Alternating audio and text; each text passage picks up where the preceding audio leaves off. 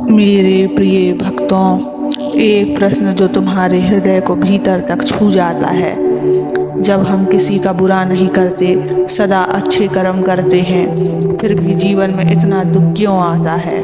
आज मैं तुम्हारे इस प्रश्न का उत्तर देने आया हूँ। लेकिन प्रश्न का उत्तर सुनने से पहले इस चैनल को सब्सक्राइब कर लेना, इस वीडियो को लाइक कर देना और कमेंट में ओम नमः शिवाय लिख देना। अब सुनो मेरे बच्चे, सबसे पहले यह समझो कि अच्छे होने का अर्थ यह नहीं कि जीवन सदा सरल होगा। जब तुम अच्छाई को चुनते हो तब तुम उस मार्ग को अपनाते हो जो भीतर से शक्तिशाली किंतु बाहरी दृष्टि से कठोर प्रतीत हो सकता है। अच्छाई का मार्ग सत्य का मार्ग है और सदा सत्य परीक्षा लेता है। जैसे अग्नि सोने की शुद्धता को परखती है, वैसे ही समय तुम्हारे भाव, तुम्हारे इरादों और तुम्हारे विश्वास की परीक्षा लेता है। दुख कोई दंड नहीं होता, यह एक साधना होती है। तुम्हारी आत्मा को और अधिक विशाल बनाने की प्रक्रिया। जब तुम दुख से गुजरते हो तो तुम सहनशीलता सीखते हो, करुणा पाते हो और भीतर से परिपक्व होते हो।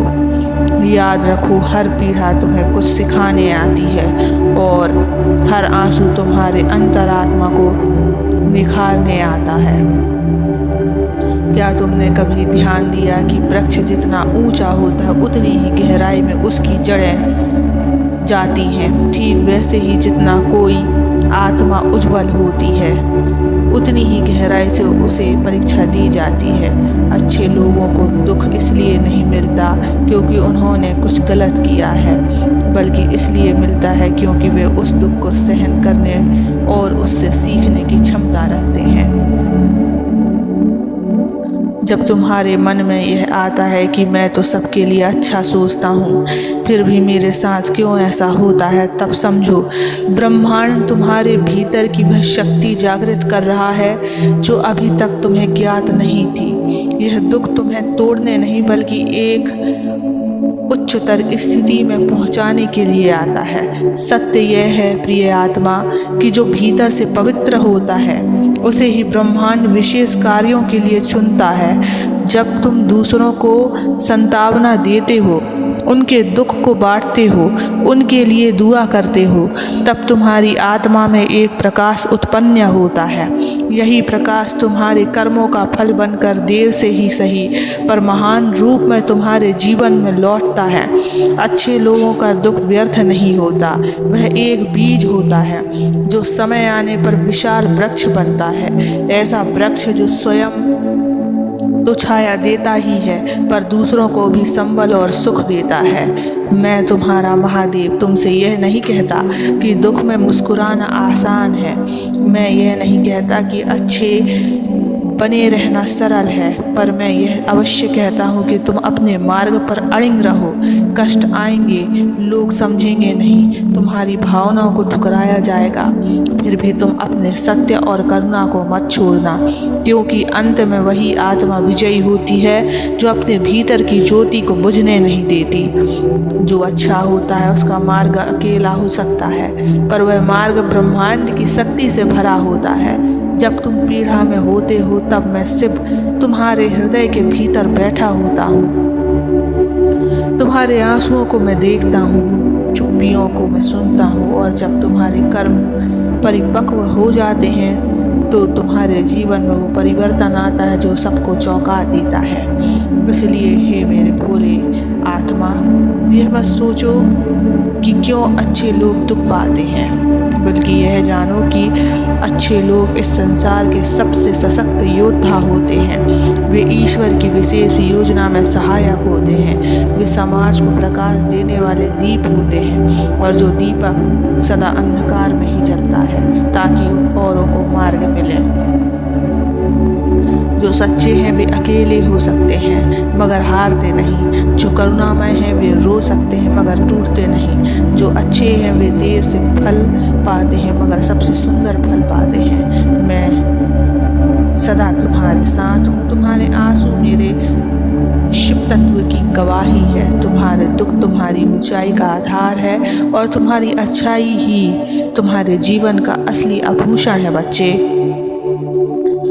मैं जानता हूँ कि जब तुम हर दिशा से पीड़ा में घिरे होते हो तब तुम्हारा मन यह सोचता है कि क्या मेरा अच्छा होना ही मेरे कष्ट का कारण है, क्या मुझे भी कठोर बन जाना चाहिए, क्या मुझे भी उस दुनिया की तरह हो जाना चाहिए जो केवल स्वार्थ जानती है। नहीं प्रिय, बिल्कुल नहीं। तुम्हें अपनी अच्छाई नहीं छोड़नी है, क्योंकि तुम्हारी अच्छाई ही तुम्हारी सबसे बड़ी शक्ति है बच्चों। जो बुरे हैं वे आज दिख सकते हैं कि वे आनंद में है, समृद्धि में है, किंतु उनका जीवन भीतर से खोखला होता है। वे हर समय डर में जीते हैं, खो जाने का, पकड़े जाने का और अकेले पड़ जाने का। लेकिन तुम जो सत्य और करुणा के मार्ग पर हो, तुम्हारा अंतरात्मा शांत है, तुम्हारे भीतर वो स्थिरता है जो किसी दिखावे से नहीं आती बल्कि ईश्वर के सानिध्य से आती है। तुम्हारा दुख व्यर्थ नहीं है बच्चे। हर आंसू, हर निराशा, हर अस्वीकार, यह सब तुम्हारे जीवन की एक ऊंची साधना है। क्या तुमने कभी देखा है जब कोई मूर्तिकार एक पाषाण पर चोट करता है तो वह पाषाण चिल्लाता नहीं पर टूटता है, और जब जब वह चोट खाता है एक सुंदर मूर्ति जन्म लेती है। वैसे ही तुम्हारी आत्मा, ईश्वर स्वयं उस पर काम कर रहे होते हैं। दुनिया को तुम्हारा रूप अभी ना दिखे, लेकिन समय आने पर जब वह मूर्ति पूरी होगी तब यही संसार तुम्हें पूजेगा। यदि तुम सच्चे हो तो यह संसार भले देर से तुम्हें पहचाने, पर मैं हर क्षण तुम्हारे भीतर उपस्थित हूँ। जब तुम चुपचाप रोते हो मैं वहीं बैठा होता हूँ तुम्हारे पास।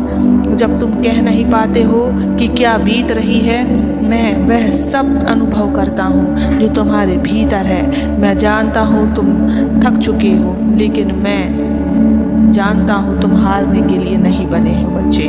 तुम्हारी अच्छाई को देखकर कई बार लोग तुम्हारा लाभ उठाएंगे, तुम्हें ठेस देंगे, तुम्हें अकेला महसूस कराएंगे, लेकिन जब मैं किसी आत्मा को चुनता हूँ तो पहले उसे संसार के द्वारा छोड़े जाने देता हूँ ताकि वह मेरे प्रेम की गहराई को अनुभव कर सके। अच्छे लोग दुख इसलिए भी पाते हैं क्योंकि वे संसार को सही दिशा में ले जाने के लिए जन्मे होते हैं। उनका जीवन केवल उनके लिए नहीं होता, वह दूसरों के लिए एक उदाहरण बनता है। याद रखो, जब कोई समझ नहीं पाता तब मैं तुम्हें गहराई से समझ रहा होता हूँ। जब कोई तुम्हारी अच्छाई को कमजोरी समझ लेता है तब मैं तुम्हें अपनी शक्ति दे रहा होता हूँ। जब तुम्हें सब कुछ खो देने का डर लगता है तब मैं वह सब रच रहा होता हूँ जो तुम्हें तुम्हारी कल्पना से भी अधिक देगा। एक दिन तुम मुस्कुराओगे और कहोगे, धन्य है वह समय जब मैंने दुख सहे, क्योंकि उसी ने मुझे मेरे शिव से मिला दिया। तो हे मेरे उज्जवल आत्मन, तुम अपने मार्ग पर चलते रहो। तुम्हारा अच्छापन ही तुम्हारा शिव तत्व है, और जो शिव के निकट है वो कभी अकेला नहीं होता।